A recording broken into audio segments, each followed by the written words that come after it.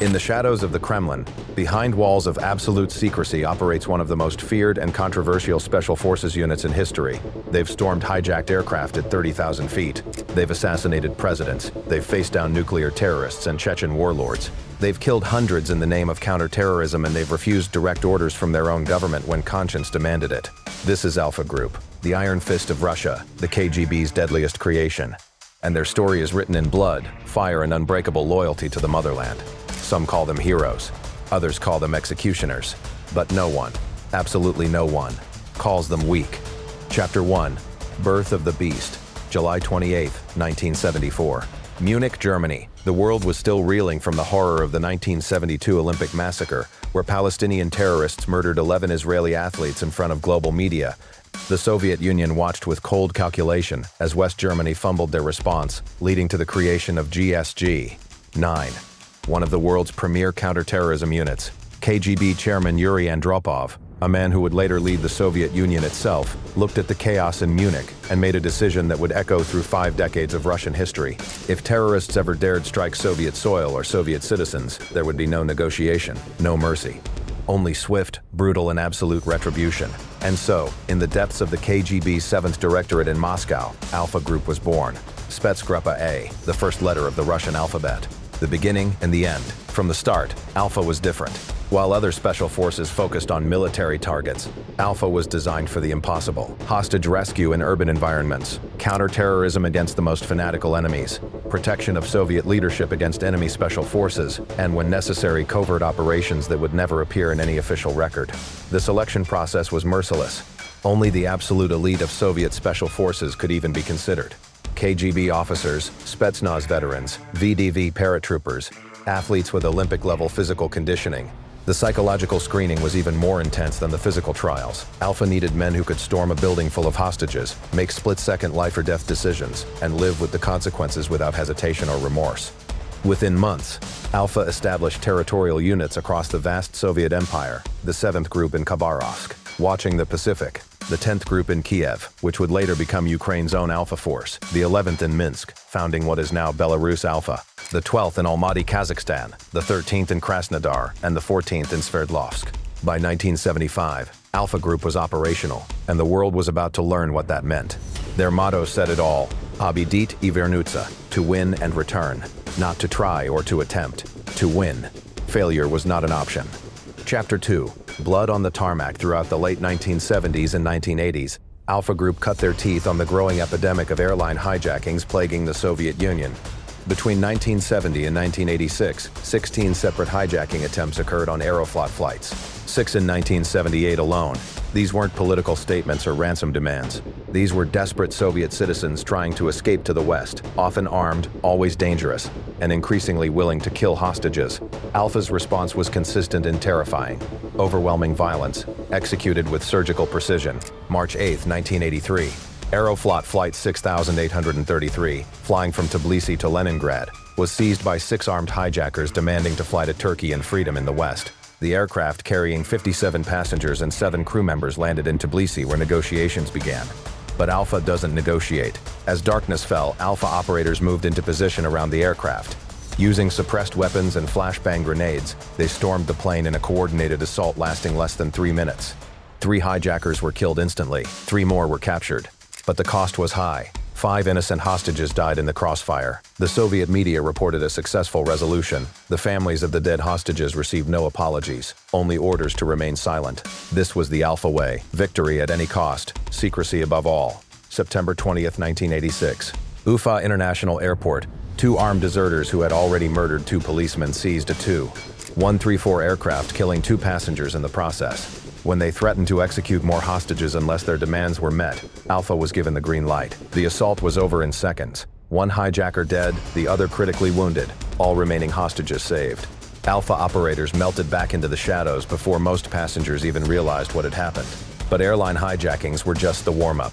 Alpha's true test was coming, and it would take place in the mountains of Afghanistan. Chapter 3, Operation STORM. 333 Assassinating a President, December 27, 1970. As the world prepared for a new decade, Soviet leader Leonid Brezhnev was preparing for war. Afghanistan's new leader, Hafizullah Amin, had proven unreliable, possibly even turning toward the United States. This could not stand. Amin had to die, and the operation had to look like an internal Afghan uprising. The KGB devised Operation Storm 333, one of the most audacious regime change operations in modern history. The target, Taj Beg Palace in Kabul, a heavily fortified compound where President Amin was protected by over 2,500 Afghan guards and soldiers. 24 men from Alpha Group's Thunder Detachment were selected for the mission, led by Grigory Boyarinov, the commandant of the KGB's Special Operations School. They would be supported by KGB Zenith Group, GRU Spetsnaz, and elements of the Soviet 154th Separate Spetsnaz Detachment, along with VDV paratroopers. But Alpha would lead the assault on the palace itself. The preparation was meticulous. Alpha operators studied detailed plans of Taj Beg Palace. They trained on mock-ups built from intelligence photographs. They were issued Afghan military uniforms to create confusion. And they were given explicit orders: kill every Afghan in the palace. No witnesses. No survivors. On December 27th, as Soviet forces secured strategic points across Kabul, Alpha began their assault on Taj Beg Palace. What followed was 34 minutes of close-quarters carnage that would become legendary in special operations history. Alpha operators dressed as Afghan soldiers and speaking Dari breached the palace compound using explosives and suppressed weapons. The initial confusion worked perfectly. Afghan guards, seeing what appeared to be their own forces, hesitated for crucial seconds. Those seconds cost them their lives. Commander Boyarinov led from the front, personally directing his operators as they cleared room after room. But in the chaos and smoke, wearing enemy uniforms proved deadly. Boyarinov was shot and killed by his own men, who mistook him for an Afghan guard in the darkness. Despite losing their commander, Alpha pressed forward with mechanical precision. They fought their way to Amin's personal quarters on the second floor. The president, already poisoned during dinner earlier that evening by KGB agents disguised as cooks, was too weak to flee. Alpha operators found him in his bedroom, along with his mistress and young son. All three were killed on the spot. Orders were orders. By the time the smoke cleared, President Hafizullah Amin was dead, the palace was secured, and Alpha had lost only 2 men. Boyarinov and 1 operator killed in the initial breach. According to Soviet records, they'd performed flawlessly. The lightest casualties of any unit involved in Storm 333. But the operation that took 34 minutes would lead to a war that lasted 10 years, cost over 1 million Afghan lives, and 15,000 Soviet soldiers. BAC Alpha Group would spend much of the next decade fighting in Afghanistan's mountains and deserts, conducting raids, rescues, and assassinations that remain classified to this day. Operation Storm 333 proved Alpha's capabilities beyond any doubt. They could strike anywhere, kill anyone, and disappear like ghosts. But their most controversial chapter was yet to come. Chapter 4, the Beirut Operation. Soviet Ruthlessness. October 1985. Beirut, Lebanon. The Lebanese Civil War had turned the city into a meat grinder of sectarian violence, and militant groups operated with near impunity. When the Islamic Liberation Organization, a radical offshoot of the Muslim Brotherhood, kidnapped 4 Soviet diplomats, they expected negotiations, prisoner exchanges, perhaps ransom. They had no idea who they were dealing with. The Kremlin's response was immediate and unambiguous. Alpha Group was deployed to Beirut with unlimited authority and one simple directive: get our people back by any means necessary. By the time Alpha operators arrived in Lebanon, 1 hostage had already been murdered, his body dumped on a street as a message. The message Alpha sent would become the stuff of dark legend. Using a network of KGB operatives and local intelligence assets, Alpha identified the kidnappers and their family members. Then they began their own campaign of kidnapping. The relatives of the militants who'd taken Soviet diplomats were seized from their homes in the middle of the night. What happened next depends on which version of the story you believe. According to some accounts, one of the hostages taken by Alpha had his testicles cut off and mailed to the militants holding the Soviet diplomats, along with a message: release them now or more body parts will follow. Other sources say the hostage was simply executed and the body delivered as a warning. Other versions claim the whole story is exaggerated, that the release was negotiated through diplomatic channels involving Hezbollah's leadership, King Hussein of Jordan, and the governments of Libya and Iran. But here's what's undeniable. The 3 remaining Soviet hostages were released immediately and unharmed. And for the next 20 years, no Soviet or Russian official was taken hostage anywhere in the Middle East. Not one. The message, whether delivered through brutality or diplomacy, was crystal clear. Taking Russians hostage has consequences that no one wants to face. Alpha returned to Moscow quietly, their methods never officially acknowledged. But across the intelligence world, a new truth was understood. There are rules of engagement that most nations follow. And then there's what Alpha Group will do to bring their people home. Chapter 5, The Moral Crossroads, refusing to shoot their own August 19, 1991. Moscow. Hardline communist leaders, terrified by Mikhail Gorbachev's reforms and the collapse of Soviet power, launched a coup d'etat. They declared a state of emergency, placed Gorbachev under house arrest in Crimea, and ordered tanks into Moscow streets. And they ordered Alpha Group to storm the Russian White House, where Boris Yeltsin and supporters of democracy had barricaded themselves, and arrest or kill everyone inside. This was the moment that would define Alpha's character more than any successful operation ever could. Alpha's commander, Viktor Karpukhin, assembled his men and briefed them on the mission. Storm the parliament building. Neutralize resistance. Capture Yeltsin. Standard urban assault, except for one devastating detail. The people inside weren't terrorists or foreign enemies. They were Russians, fellow citizens, and killing them meant slaughtering possibly hundreds of civilians defending their elected government. The Alpha operators, battle-hardened from Afghanistan, Lebanon, and countless counter-terror operations, faced a choice. They'd never refused an order, never hesitated, never failed. But this, Karpukhin called his men together. They voted, and in an act of moral courage that stunned the world, Alpha Group refused to follow orders. They would not fire on Russian citizens. They would not storm their own parliament. They would not be the KGB's executioners in a political fight between Soviet factions. Officers from both Alpha and their sister unit Vimpel submitted written refusals, risking their careers, their freedom, possibly their lives. The coup plotters, realizing they'd lost their most powerful tool, began to panic. Without Alpha's willingness to use force, the coup collapsed within 3 days. Boris Yeltsin emerged victorious. The Soviet Union officially dissolved months later. And Alpha Group, rather than being punished for refusing orders, was recognized for choosing conscience over blind obedience. But history would show that this moral victory was fleeting. Within a decade, Alpha would face choices that would haunt them forever. Chapter 6, The Chechen Wars. Descent into Hell. The 1990s brought Alpha Group into the nightmare of the Chechen Wars, where the rules of engagement blurred beyond recognition and every operation carried impossible moral weight. In June 1995, Chechen terrorists led by Shamil Basayev seized a hospital in Budyanovsk, taking over 1,500 hostages. Alpha was deployed for hostage rescue, but the assault turned into a bloodbath. Poor intelligence, lack of coordination, and the sheer number of hostages created chaos. The rescue attempt failed, hostages died, and Alpha withdrew. In January 1996, Chechen militants seized hostages in Kizlyar and Prvomaiskoye. Again, Alpha was called in. Again, the operation turned into a prolonged siege with significant casualties. These weren't failures of courage or skill. Alpha operators fought with the same ferocity they always had, but counter-terrorism in an active war zone against militants willing to detonate themselves among hostages proved nearly impossible even for Russia's elite. The criticism was harsh. Russian media questioned Alpha's capabilities. Politicians demanded accountability, but Alpha continued operating in Chechnya throughout both wars, conducting raids, rescues, and targeted killings that rarely made the news. They killed militant leaders. They freed some hostages. They lost operators to ambushes and IEDs, and they developed the hard-earned wisdom that would prepare them for their next defining moment.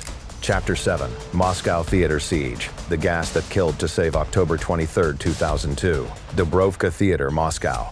During a performance of the musical Nord-Ost, 40 Chechen militants armed with explosives stormed the building and seized 850 hostages. Their leader, Movsar Barayev, demanded immediate withdrawal of Russian forces from Chechnya. The militants were prepared to die. They wore suicide belts packed with explosives. They'd rigged the entire theater with additional bombs. They shot hostages to prove they were serious. And they stated clearly, if Russian forces attempted rescue, they would detonate everything, killing everyone. For 3 days, Alpha Group studied the theater layout, gathered intelligence, and planned an assault that seemed impossible. How do you rescue 850 people when the terrorists can kill them all with the push of a button? How do you breach a theater rigged with enough explosives to level the building? The solution was radical and horrifying: chemical weapons. Specifically, an incapacitating agent pumped through the theater's ventilation system. The plan was to knock everyone unconscious before the terrorists could react, then storm the building and neutralize the threat before anyone woke up. In the early hours of October 26th, Russian authorities began pumping the chemical agent into the theater. Within minutes, hostages and terrorists alike began collapsing. When Alpha operators breached the building, they found a scene from a nightmare. Hundreds of unconscious bodies slumped in seats. Terrorists collapsed over their weapons. Absolute silence. Alpha moved through the theater with cold efficiency, executing every unconscious terrorist with headshots. No chances. No mercy. Within 20 minutes, all 40 militants were dead. Then came the catastrophe no one had planned for. The hostages weren't waking up. The chemical agent, later identified as a fentanyl derivative, was far more potent than expected. Hostages were dying from respiratory failure. Alpha operators, trained for combat not medicine, began dragging unconscious hostages outside. But there weren't enough ambulances, not enough medical personnel prepared for mass chemical exposure. Hostages were placed face up on their backs, causing them to choke on their own vomit. By the time it was over, 850 hostages had been freed, all 40 terrorists were dead, and Alpha hadn't lost a single operator. By military metrics, it was a perfect operation. But 130 hostages died from the gas, not from bullets or explosions. The Russian government called it a success. They'd prevented a massacre that could have killed all 850 people. Alpha had done the impossible, storming an explosives-filled theater and neutralizing 40 suicide bombers without detonating a single device. Critics called it a war crime, using chemical weapons, even to save lives, violated international law. The refusal to identify the specific agent prevented doctors from administering proper treatment, unnecessarily increasing deaths. Alpha Group said nothing publicly. They never do. But the operators who carried unconscious hostages out of that theater, who watched them die despite being rescued, carry those ghosts still. Chapter 8. Beslan, the school siege that broke Russia September 1, 2004. School number 1, Beslan, North Ossetia. The first day of the school year, when Russian children traditionally bring flowers to their teachers. Parents, grandparents, and siblings crowded the school courtyard for the celebration. Then 32 armed militants, led by Chechen warlord Ruslan Kuchbarov, stormed the school and seized over 1,100 hostages. Most of them were children. The terrorists forced everyone into the school gymnasium, a space meant to hold maybe 200 people, and crammed in over 1,000. They hung explosive devices from the basketball hoops. They placed bombs around the perimeter. They denied the hostages water, even in the brutal September heat. Children were forced to drink their own urine to survive. For 3 days, Alpha Group surrounded the school along with other Russian special forces units. They studied the layout, planned multiple assault scenarios, and waited for an opening that wouldn't result in mass casualties. But the terrorists had learned from the Moscow theater. They kept the gym crowded so any gas attack would cause a stampede. They kept the explosives visible so any rescue attempt would trigger detonation. And they shot hostages randomly to maintain fear. On September 3rd, day 3, Russian authorities negotiated to retrieve bodies of hostages killed earlier. As emergency workers entered the school courtyard, an explosion ripped through the gymnasium roof. Whether it was accidental or deliberate remains disputed. Chaos erupted instantly. Hostages began fleeing the burning gymnasium. Terrorists opened fire on the running children. And Alpha Group, along with other special forces, launched their assault. What followed was a 10-hour battle that turned the school into a war zone. Alpha operators fought room to room, floor to floor, while the gymnasium burned with hostages still trapped inside. Russian civilians armed with hunting rifles joined the firefight. Tanks fired on the building to suppress terrorist positions. Alpha performed heroically. They rescued hundreds of children and teachers. They killed or captured most of the terrorists. Operators used their own bodies to shield children from gunfire. Some Alpha members suffered burns pulling kids from the flames. But when the smoke cleared, 334 people were dead. 186 of them were children. Over 700 were wounded. Russia demanded answers. How did 32 terrorists get into a school with that many weapons? Why did Russian forces fire tank rounds at a building full of children? Chapter 9. Modern Alpha, Shadows in Syria and Ukraine. After Beslan, Alpha Group largely disappeared from public view. They returned to the shadows where they've always operated best, but they didn't go quiet. Throughout the 2010s, Alpha conducted counter-terrorism operations across Russia and the North Caucasus, hunting down surviving Chechen militants and their sympathizers. These operations rarely made the news. Bodies simply disappeared. Bomb makers stopped making bombs. Terror cells went silent. When Russia intervened in the Syrian civil war in 2015, Alpha Group was there, though their presence was never officially acknowledged. They provided security for Russian military commanders, conducted special reconnaissance, and hunted high-value targets. And when Russia invaded Ukraine in February 2002, Alpha Group was part of the initial assault, tasked with securing key objectives in Kyiv and capturing or killing Ukrainian leadership. But they found themselves facing a familiar opponent, Ukraine's own Alpha Group, founded by operators who'd trained alongside Russians in the Soviet era. The specifics of Alpha's operations in Ukraine remain classified.